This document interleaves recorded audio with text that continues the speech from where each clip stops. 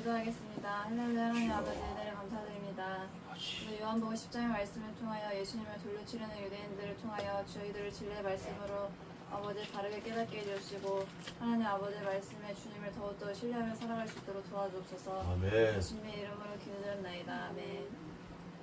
유대인들이 예수님을 돌로 치려하자 예수님은 하나님의 말씀을 받은 사람들은 신이라고 언급된 율법 말씀을 들어 자신을 변호하십니다. 또한 예수님이 하시는 일이 하나님 일과 다르지 않으며 그 일을 보고 믿으라고 말씀하십니다. 오늘 본문의 유대인들처럼 자신들의 기대 수준에 못 미친다고 메시아를 향해 돌을 집어 던지려는 것이 세상입니다. 첫 번째, 하나님과 자신이 하나라는 예수님의 말을 듣고 신성 모독죄를 범했다며 돌을 들어 치려는 군중들에게 예수님은 자신이 행한 선한 일들을 보고 판단하라고 요구하십니다. 말만 듣고 평가하면 안 되는 것입니다. 나타난 증거가 중요한 것입니다. 예수님의 행동은 누구도 비난할 수 없는 선한 것들이었습니다. 그분은 병든 자를 고치시고 소외된 자들을 돌보셨습니다. 자신이 하나님의 아들이심을 이용하여 대중을 현혹하고 부를 취하거나 명예를 얻으려 하신 적이 없었습니다. 이런 주님의 선하신 행동들이 그분이 누구이심을 드러내는 증거들입니다. 예수님의 말씀은 진리이지만 듣는 자의 부족함과 오해 때문에 제대로 평가되지 못할 수 있습니다. 그러므로 너무 성급하게 주님의 말씀을 판단하지 말아야 합니다. 시간을 갖고 그 말씀이 얼마나 옳고 선한 것인지 우리 삶 속에서 경험해야 합니다. 두 번째, 내가 사람이 되어 자칭 하나님이라 함이로라. 앞에서 유대인들은 예수님의 정체성에 관해 질문을 했습니다. 그렇다면 자신을 하나님이라 말씀하시는 예수님의 답변이야말로 그분이 그리스도 메시아가 되신다는 확인일 것입니다. 그러나 이들은 예수님이 자신을 그리스도라고 말씀하시는데도 아니 오히려 그 이상으로 말씀하시는데도 그분을 믿지 않고 죽이려 했습니다.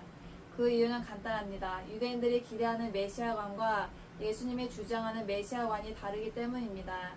유대인들이 기다리는 메시아는 로마의 압제로부터 이스라엘을 해방시켜 강한 나라로 만들어줄 정치적 인물이었습니다.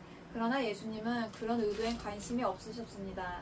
그래서 그들은 예수님을 죽이려 한 것이었습니다. 내 생각과 다르다고 주님을 거절하면 안 되는 것입니다. 세 번째, 너희 율법에 기록된 바 내가 너희를 신이라 하였노라 하지 아니하였느냐.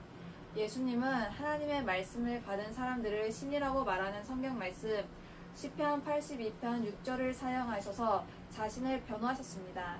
이 말씀은 원래 재판관들에게 주신 말씀이었으나 예수님은 이를 넓게 해석하셔서 말씀을 받은 모든 사람에게 적용하셨습니다.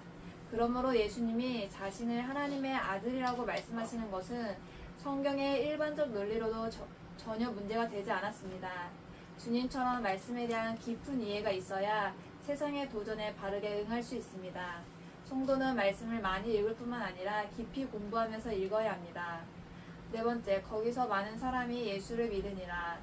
요한이 요단강 동쪽에서 세례 베풀던 곳은 베단이었습니다.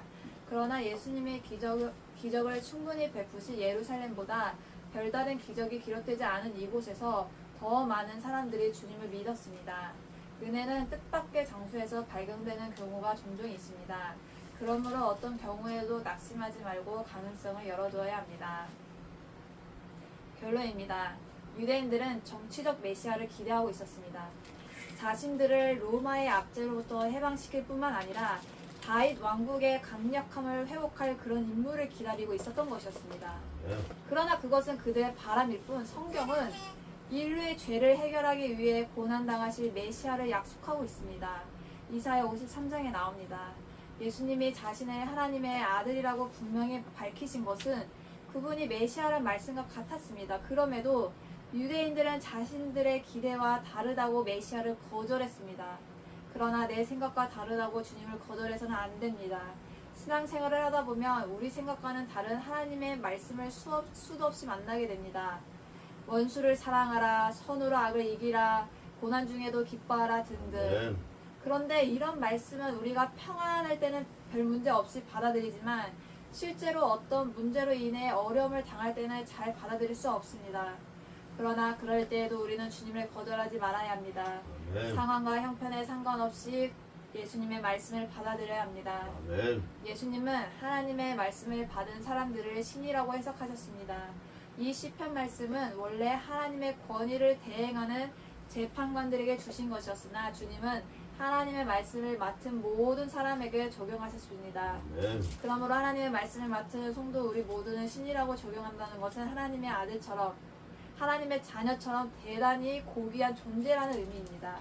아멘. 우리는 능력이 없지만 주님을 온전히 신뢰할 때 그분이 행하신 일들을 우리도 행할 수 있다는 것입니다.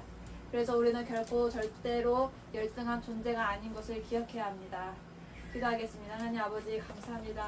오늘날 저희들도 유대인들처럼 정치적인 메시아를 구하는 것은 아닌지 정치적인 예수님을 의지하는 것은 아닌지 돌아보게 하신 하나님 감사합니다. 아멘. 아버지께서 아버지의 사랑으로 살아가게 하신 이 귀한 말씀을 저희들이 다시 한번 묵상하고 상고할 수 있도록 또 어떤 게 옳고 어떤 게 선한 일인지 알 수 있도록 주님 도와주옵소서. 아멘. 그래서 정말 진리 가운데를 바르게 인도하시고 진리 가운데서 올바른 열매를 맺을 수 있도록 도와주옵소서.